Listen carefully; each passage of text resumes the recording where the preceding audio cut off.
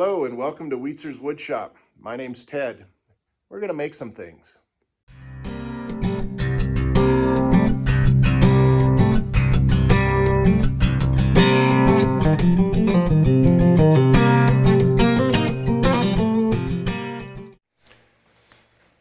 So before we tear into this mounting device that we're going to make for these chisels, I wanted to get them smoothed up and finished up with my favorite tool in the shop, which is our Stanley planes, hand planes. I got a couple here. This is a Stanley Bailey number 5. This is a bench plane. This one's for hogging, and then you follow it up with this one, and this is my other favorite one, which is a Stanley Bedrock 604. This is a finishing or smoothing plane.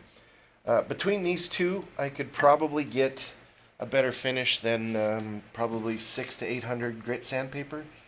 Couple advantages there. There's no dust. I don't have to wear a mask. I don't have to wear anything. And the other thing is I'm working with these. How many people do that anymore these days? With these, I'm doing something that I use my hands. To me, that's super important. So this one was just restored about a week ago, so stand by for another video for that. I have another one that I just got. I usually find these at estate or garage sales. So when you do, and then I'll make a video, boy, if you can find it for a good price, about an hour's time of restoring these things, and you'll get another whole 2-3 generations out of them. These two right here are almost 50 years old, 40 years old a piece, so we'll be able to get a lot more life out of them, which I already did. So. But enough of that. So what we'll do is I take another piece. This is the original piece that we drew on and got ready. So I will take the same material and then use this to set it up and get it right before we go on to the other ones. So what you want to do is always find which direction the grain is going. Kind of like teaching your boy how to shave. So they always want to know, hey, which way do we have to pull the razor? Which way? So, and it's just tell them, follow the grain, follow the grain. So the same way you'd feel your face for your whiskers, if you're getting resistance from right here, that means you're going against the grain. If you're not, you're going with the grain. So this one's pretty simple to feel right there. This is good oak. So going this way, I can feel it. The little fibers and stuff like this going this way, it's really nice. So this is the way we're going to go. So I have a cheap bench or a vise right here, so that's probably going to be another video. We'll have an upgraded vise, so make sure to get that in there really nice. You can see how it wiggles. You don't want that, but if you have your plane set up right, this isn't going to be that big of an issue. So to get it started, a lot of the times it's a good idea to wax the bottom of these, and I don't mind using some paste wax. Johnson's paste wax is about the best. So let's open this up. You thought I was going to do it, didn't you? Yeah, that ain't going to happen. So let's put this open here. I'd probably get yelled at by my wife if I used a chisel to open something like that.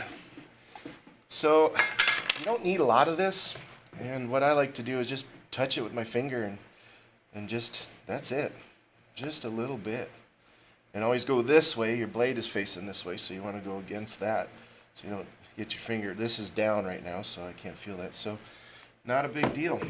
So to get that set up, you just start, wow, see how that glides right there? I mean, it's just effortless, just effortless. So righty-tighty, lefty-loosey. So start spinning it, your adjusting knob until you start getting a little resistance. I like to just keep going like that. There we go. Now I'm feeling it. There we go. Nice. See that? That's about, I'm going to say 1/1000, 2/1000 of an inch. So it's a little bit ribboned. So there we go, getting better. A little bit more. Back that up. There, that's getting better. Look at that. It's so nice. And if you feel it, you'll just be amazed. It's glazed. It's so perfectly smooth. It's just shiny. So a little bit more. And we'll go a little bit more here. There it is. Nice. Full contact. Nice big ribbons coming out of there. And that's it. few strokes, I'm done. Look at that, no dust. Little bit of chips at the bottom of the frog here, and then that's about it. So, and I always use this acid brush to clean them out. And that's good. We'll flip this over. Now remember, it's going with the grain again, so it's not this way, it's this way, so we got to turn this around. And now this is the setup that we'll use on our tool that we're making. That's it. We're done. That's square. We are finished. Now, don't get upset. I set these down on the blade. That's okay. This is wood. Wood is not harder than steel.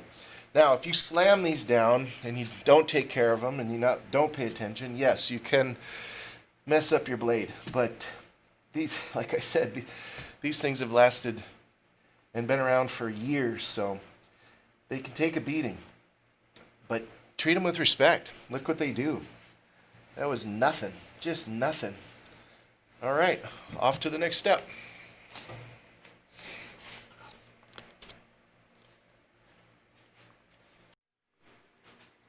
So that bottom groove that we're going to put on this for the relief edge, or the edge that the blade of the chisel will rest on, and we'll probably line it with cork just to make it a lot nicer.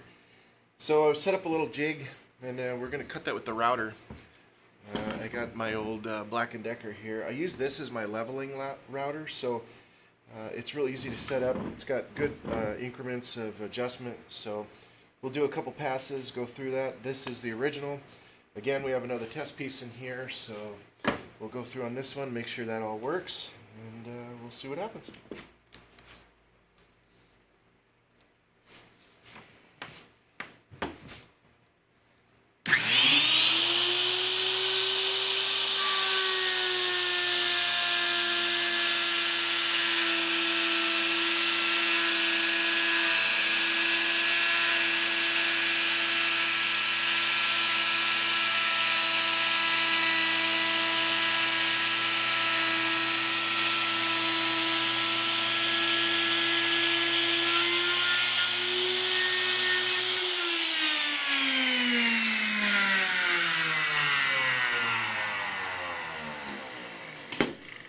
So there we have it for the first pass, which looks really good, really clean, really sharp.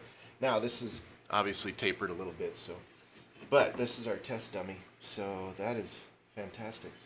So we'll get that other one set up, and we're probably going to do 2 passes and get that groove going. Easy peasy.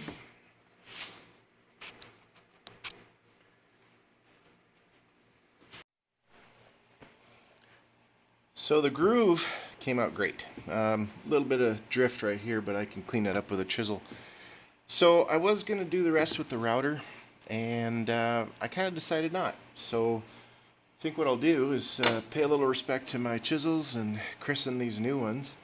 And I think I'm just going to do everything by hand with a nice chisel, sharp chisel. So I think the best way to do this is to just scribe the lines, and then if you use your knife, this will leave a nice indent instead of a pencil or anything like that. And these things are razor sharp, so please be careful with them. So I like using this old machinist square because it's got a divot up on the top, a groove that I can put my... I hope you guys can see that. Boy, it's tough being left-handed. Let's start over here. There, that's a little better. So it's got that little channel on the top. So what I can do, and then we're going to take these all the way down to this step. So what I can do is make that channel so it's perfectly square with everything, and it'll go all the way down to the bottom there, so I can follow that with my chisel. And then it's also a relief when I start chiseling, so just be careful about this spot. And then bring that over on this side. And always go out to the outside of the line that you drew, and that'll be your true reference. So scribe, scribe. And if you don't feel comfortable coming down to that groove, just flip it over and then go the other way. Now you can just go right off the whole Good deal. There you go. So now we got that good sharp mark in there. So put that aside. These things are real prone to rust, so you gotta oil them quite a bit, so make sure you try to put them away right away. And then the next thing you can do is just follow that line that we scribed, and your blade will fit right in there. And it doesn't drift, it doesn't move, doesn't anything. So now, well, here we go, left-handed again. So now we can just take our mallet and follow this line and keep coming down. So we're going to go as deep as this channel right here, so it'll be a nice, there we go. I always go at an angle first. There. And then do the other side. Yeah, these are razor sharp too. I sharpen these. There's a pretty cool technique that I use to sharpen these also. So, but that's another video. So, all 7 of my subscribers, maybe not even that many yet. Who knows? So that's what we'll do. We'll keep going down, marking that, and then we'll find the chisel that is that depth, and then we can just start going through with it. So I got it marked on the back side, and then what I'll do is just pound away. Well, we should probably put a stopper on the back right there, but you get the idea. And we just keep chipping away at this until this groove gets bigger and bigger and bigger. So one of the better ways is to just keep chipping at this,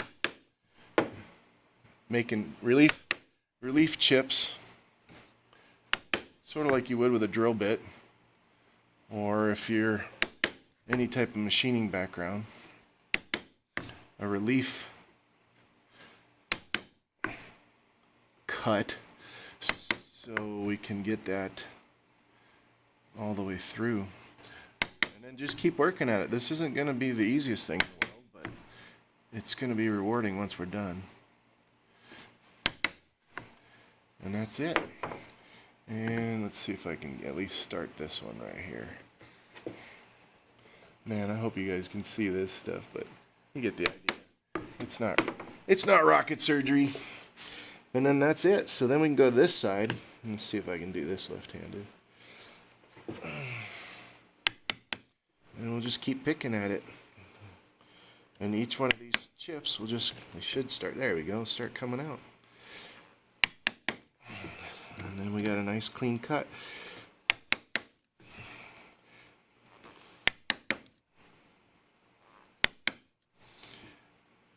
Now they're coming out of there real nice. And you can see them moving. There we go, there's a good separation.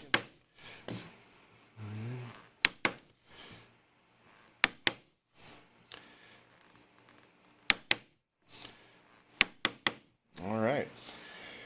So we'll finish this up. I wish I could, well, I should probably time lapse this or something, but this is boring. But you guys get the idea. We'll get these out of here and we'll get those all cleaned up and we'll see how they fit and we'll go from there.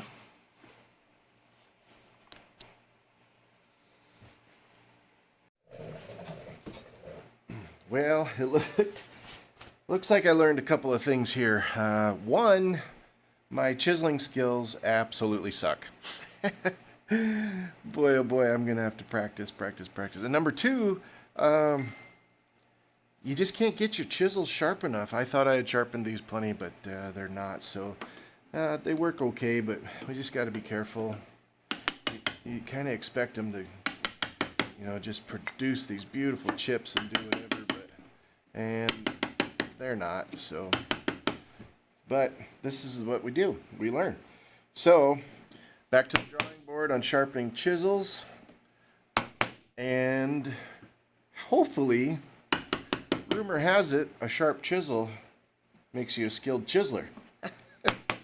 We're almost done with these. I got the 2 small ones left to go. I got some cleanup on this one, but other than that, this turned out just good. I'll probably sand a little in there and get this stuff a lot cleaner. There's not much to clean up, but it sure looks better and it sure operates better when you do. So we'll go from there. So, lesson learned.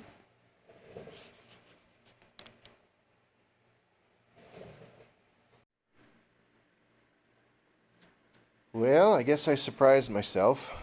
Looks like they all fit pretty good. So these go down all the way to the bottom, but these are short. These have been sharpened for I don't know how many years, so they're getting shorter and shorter. So next step, once we get this, I sanded this all down so everything's smooth. We got no rough corners and anything like that. So next step is we will put a piece of plexiglass over the top like this. So we'll definitely have to cut it to shape, but this is just a scrap piece. This gives you an idea. And then what I'll do is I'll probably use screws and then put some nice screws in here, here, here, and here and here.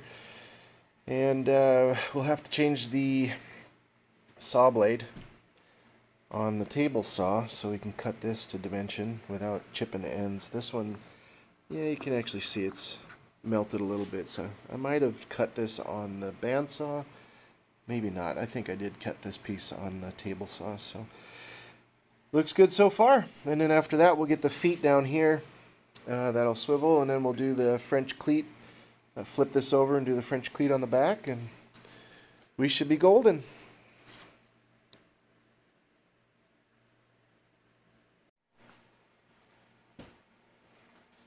Alright, for this setup, we switched the blades. We took the crosscut blade out. So we got that. We got our plastic blade in there, our plastic cutting blade.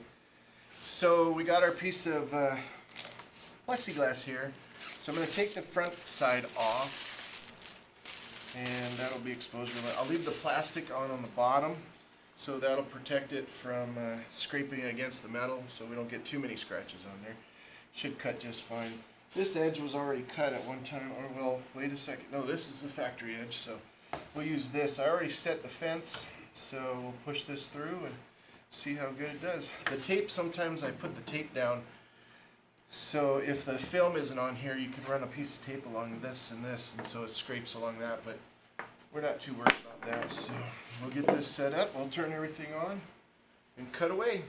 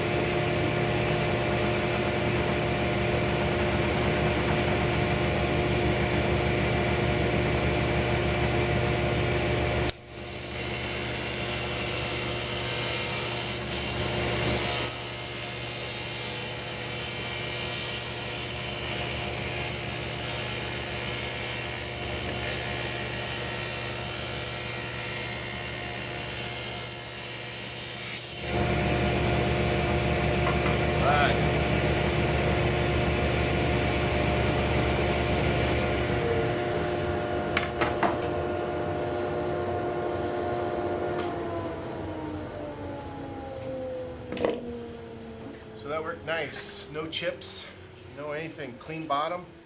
And then we'll move this over. I'll get my miter gauge in here. We'll cut this to length. Good to go. Whew, boy, that stuff stinks.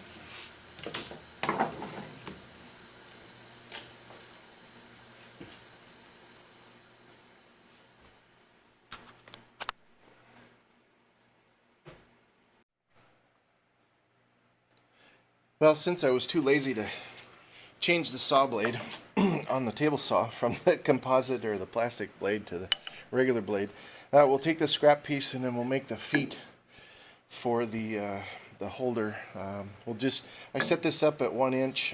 I laid this down so it's nice and flat and stable. Lock this in. Got a nice push stick that'll get us through right there, and then we'll cut through on the bandsaw.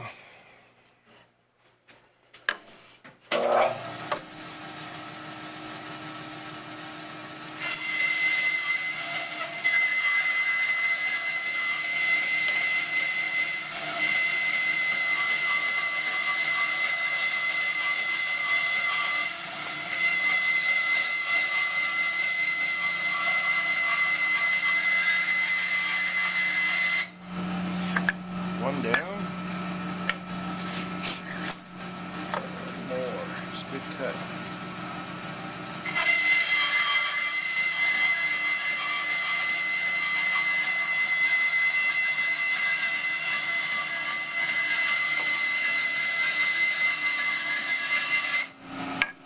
There we got it. 2 feet. Now we'll cut these to size for length on the miter saw, or I'll just use a hand saw and we'll cut these to size. And that's it. So sure is neat how each machine makes its own noise, huh? You can almost just, anybody that's worked in a wood shop for a long time can tell exactly what's running. All right, let's take this somewhere else and get it cut up.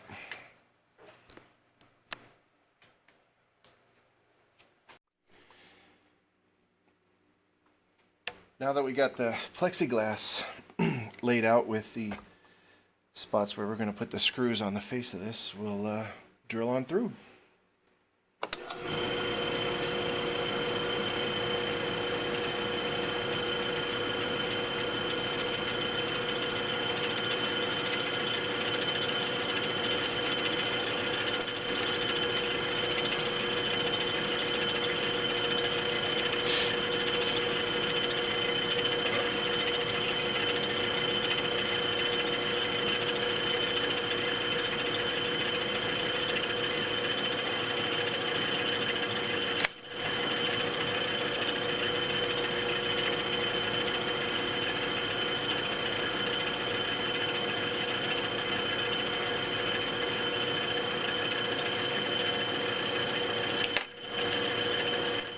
Be careful.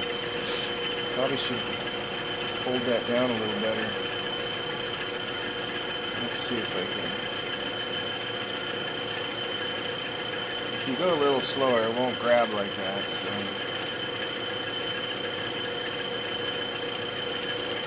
There we go. Just gotta take it easy. Just make sure it doesn't melt. That's the big thing.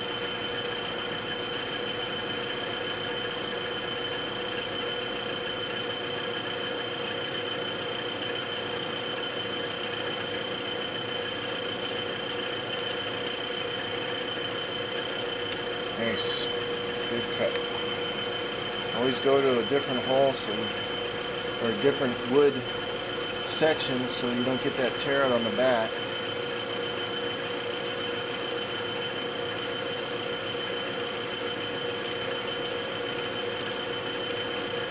Once that wood starts coming through, that's perfect. This gets a little buildup on there because it gets sticky. It gets a little hot sometimes, so make sure to get that off of there. This looks like it's going through super good, so we'll finish the rest of these up, and then we'll do the countersink and put this bit in there, and we'll clean these areas up really nice, and we'll get those screws in there on the face of the holder.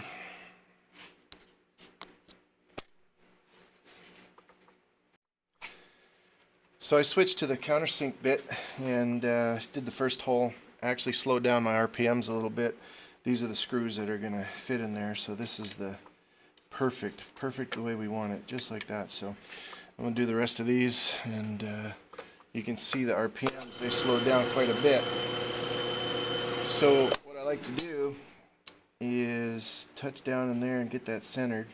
Bring this up, turn it on, and then slowly drill it away. It usually centers itself pretty well. And eyeball it. If it looks good, I could probably set my depth stop now. And that's pretty flush. That's pretty nice right there. So that's exactly where we'll leave it. See if we can put the depth stop back in there. See if we go down all the way here. And that should be pretty good. Let's see if that works. Do the next one. I'll line this one up. Turn it on. It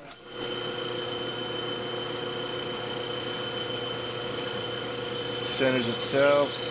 That's as far as we wanted to go. That went a little deeper than we needed to, but that's okay. That'll still hold it, so we can adjust this a little better.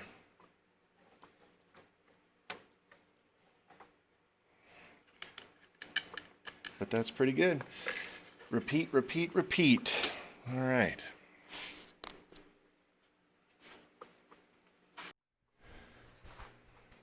All right, so we transferred the plexiglass over here.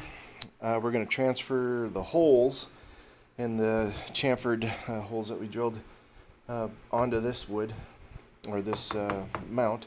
We got our feet cut. We got them center marked underneath, so we're going to be able to we'll just put a screw in there coming all the way through, so then these pivot. And one thing I need to tell you, these are the French cleats that we're going to be using on the back side of this. One thing I do have to emphasize is whenever you cut your 45s on your French cleats, make sure you sandpaper them down and get that sharp edge off. Sometimes, a lot of times you go to put them in there and they lock. The angles are so good, and they're so precise sometimes on the machines that you cut. Well, they lock in there, and then you go to try to take it out, and you'll spill your tools or you drop something or whatever. So just make sure to rough them up. This is 240, and just rough up the edges on the bottoms, and then do the face a little bit, get it a little uneven, so that way when it goes in there, it's not going to lock. So, all right, we'll transfer these. I got a drill bit for my screws, and we'll mark them. I got a nice sharp pencil, and we'll go from there.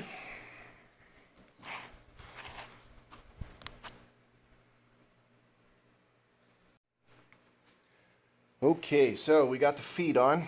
This is the other side, of course. This come out really good. Sanded, did a light sanding. Got this. I'm not sure what I'm going to coat it with yet. I'm a big fan of Danish oil, so we'll see after that. So, and as you can tell, these pivot, so they come out and they go back in. So then we'll do the back. These are the two French cleats that I made. So I think just to save weight, I just made them smaller. I think we'll put them 1 inch from the edge here. That should be pretty good. And then so let's glue these up. And I got a 16 gauge brad nailer, so we'll put a little glue on there. And hammer it through. Set this on there. Put that in place. Oh, that's already getting tacky. And this, just hammer that down. Move this over a little bit. There we go. There's one. Make sure that's square. That's really good. That's not going anywhere. Well, that's perfect. And do number 2. This is kind of a framing brad nailer, so oops. Get that down there. Oh, I split it. Wouldn't you know it? Well, it's glued on there, so we'll keep it. What do you know? Make mistakes, you make mistakes. I knew that was going to happen too. I got too close to the edge. So let's do the other side. Maybe we'll replace that one. Too much power. Alright, let's get this down. Put some glue on here. Get this down.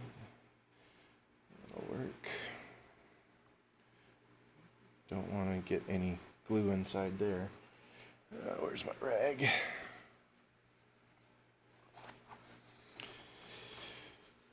Stick this over. Let's see if we can split this one now. Live on television. Alright. You want to get that right up to the edge, just like the other one, so that when they go into the French cleat on the wall, they'll be square.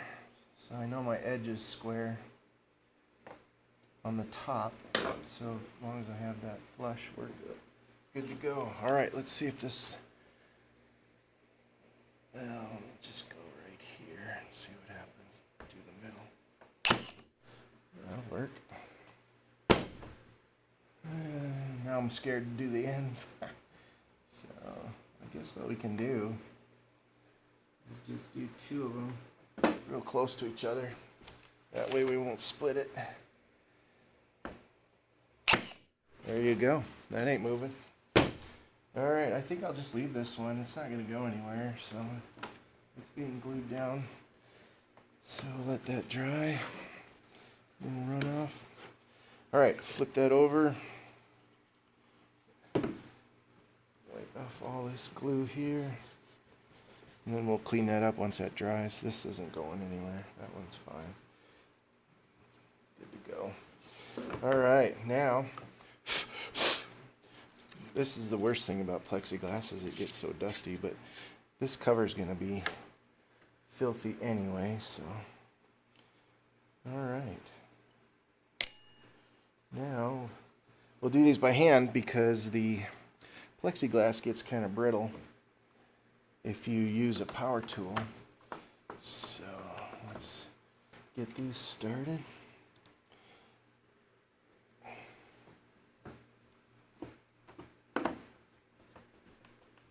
Nice. These are lining up just fine. Do a bunch of them. Spread them out a little bit so then and don't tighten them all the way down because some of these holes may not line up perfect.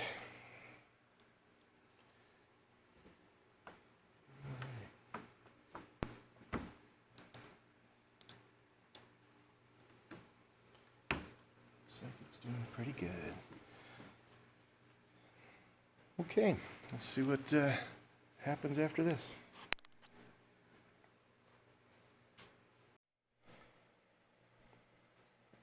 Well, there it is. So I'll probably just keep it in its natural state. I kind of like, I don't know, a little vintage. You know, I don't need to protect it. It's gonna patina and do whatever. So, but here we go. So let's put these in here. Fits really nice. You can see through that plastic really nice, which is great. Don't know how important that is, but get a nice visual. And then now I have something to sit on my bench. So I can work on this and use, you know, whatever. Now I don't have anything laying around or falling around and doing whatever and whatnot. So that works out really good. I love it. Let's go see what it looks like hanging up.